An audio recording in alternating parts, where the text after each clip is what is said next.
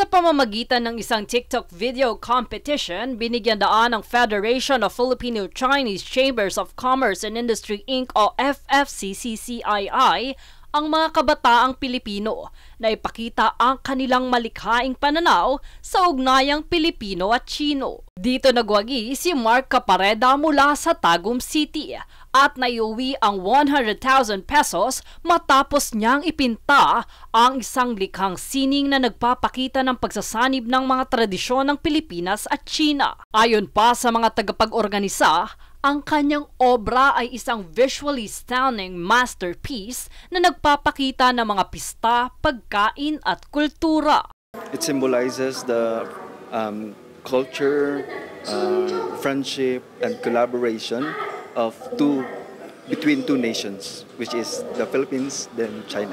Bahagi nito, nakuha ni Emmanuel Labrador mula Navotas ang ikalawang pwesto sa pamamagitan ng isang orihinal na awit, habang si Richard Samulde ng South Cotabato ay pumangatlo dahil sa kanyang kwento ng cross-cultural friendship. Dito pinuri din ng Chinese Embassy sa Manila ang mga kalahok sa paligsahan dahil sa kanilang natatanging husay at malikhaing presentasyon. Ayon pa kay FFCCCII President Victor Lim, dapat ay pagtuunan ng pansin ang mga bagay na nagbubuklod sa dalawang bansa kaysa sa mga pagkakaiba. We want to inspire young Filipino to have talent on the TikTok. Contribution will be on the friendship between China and Philippines for longer relationship.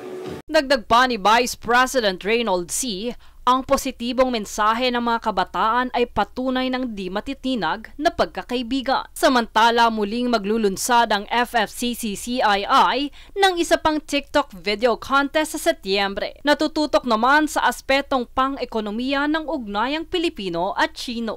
Jade Buhoy, nag-uulat para sa Golden Nation Network.